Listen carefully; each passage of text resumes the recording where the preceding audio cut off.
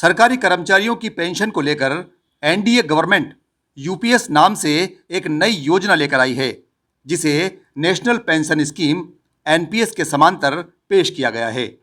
अब सरकारी कर्मचारियों के लिए एनपीएस और यूपीएस चुनने का विकल्प होगा। उधर रेलवे में ट्रेड यूनियन चुनाव से पहले पुरानी पेंशन योजना का मुद्दा गरमाने लगा है। रेल कर्मचारियों से जुड़े संगठन वेस्ट सेंट्रल रेलवे मजदूर संघ ने यूपीएस को कर्मचारियों के हित में ना बताते हुए इसे सिरे से ही नकार दिया है, जिनका कहना है कि एनपीएस और ना ही यूपीएस कर्मचारियों को ओपीएस से कम कुछ भी स्वीकार्य नहीं होगा। गौरतलब है कि पिछले कई समय से एनएफआईआर के आह्वान पर कर्मचारी एनपीएस के विरोध में धरने, प्रदर्शन व क्रमिक अनशन कर सरकार तक अपनी बात पहुंचा रहे हैं। कर्मचारियों का कहना है कि ओपीएस कर्मचारियों का अधिकार है। सरकार की ओर से जो यूपीएस स्कीम लाई गई है वो पूरी तरह से कर्मचारी विरोधी है। सरकार ने ओपीएस के स्थान पर नई यूपीएस योजना लाकर कर्मचारियों को गुमराह करने का काम किया है।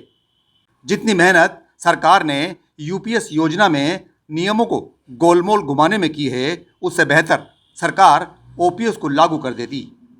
ओपीएस, एनपीएस और यूपीएस में आखिर अंतर क्या है, इस पर विस्तार से जानकारी देते हुए वेस्ट सेंट्रल रेलवे मजदूर संघ के मंडल सचिव अब्दुल खालिक ने जो बताया, जरा आप ही सुन लीजिए।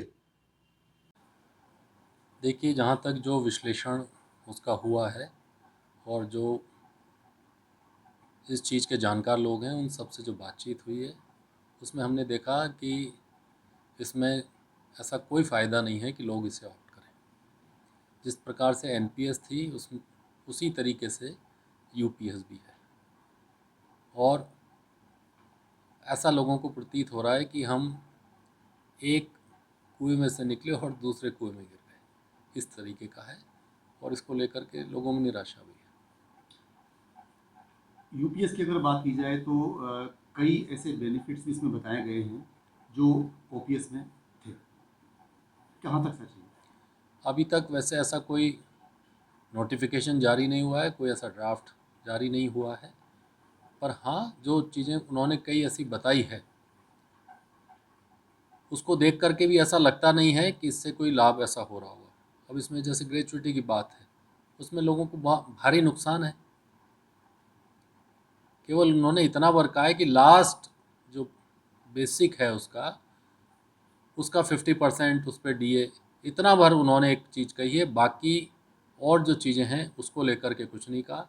एक उन्होंने कहा है कि मिनिमम 25 साल की उसकी नौकरी होनी चाहिए, क्वालिफाइंग सर्विस, तब जा कर के, तो उससे कम होगी उसका क्या होगा, तब उन सारी चीज़ों के बारे में कोई विस्तार से अभी तक जानकारी नहीं आई है, इसलिए लोग इसे स्वीकार नहीं कर रहे। क्या ऐसा भी कोई प्रावधान है कि पहले कर्मचारी एनपीएस ले ले और बाद में बदल कर उसको यूपीएस में कन्वर्ट हो जाए?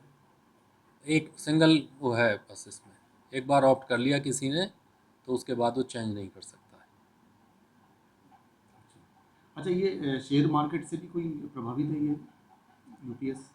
सारा सब कुछ एनपीएस जैसा ही है, पैसा उसी तरीके से लोगों के तनख्वाह से कटना है और वो उसी तरीके से मार्केट में जाएगा, उसी पर आधारित है सब। अब कर्मचारी क्या करेगा इस, क्या यूपीएस को मानेगा जो सरकार लाई है? कर्मचारी लगातार आंदोलन की बात कह रहा है। हम कई जगह गए हैं और वेस्ट सेंट्रल रेलवे मजदूर संघ संकल्प यात्रा भी इसको लेकर के पूरे इस पश्चिम मध्य रेलवे में निकाल रहा है। वहाँ हमारी पहली जो मांग है वो यही है कि हमें केवल और केवल ओपीएस चाहिए, और बहुत सारे उसके लोगों में जब हमने बातचीत की तो उन सब ने यही कहा कि हमें ओपीएस से कम कुछ स्वीकार्य नहीं है।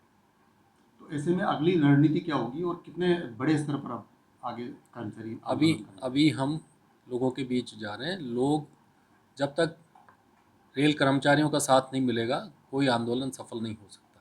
जब तक उनका साथ आएगा तभी हम आगे जा कर के कोई रणनीति बना पाएंगे। हम देख रहे हैं कि कई संगठन तो यूपीएस के फ़ायदे बताने लग गए लोगों को, तो इसलिए लोगों को ये डिसाइड करना पड़ेगा कौन संगठन हमारे साथ है, कौन हमारे साथ चल सकता है, उसी के अनुसार फिर हम आगे हमारी रणनीति बनाएंगे। अभी हमने ऐलान किया है कि हम जब तक ओपीएस नहीं मिलेगा, WCRMS, NFIR शांत नहीं बैठेगा, रणनीति बनाएगा, आगे आंदोलन करेगा। देश के ज्यादातर हिस्सों में यूनिफाइड पेंशन स्कीम यानी यूपीएस के खिलाफ कर्मचारियों का गुस्सा दिखाई पड़ रहा है।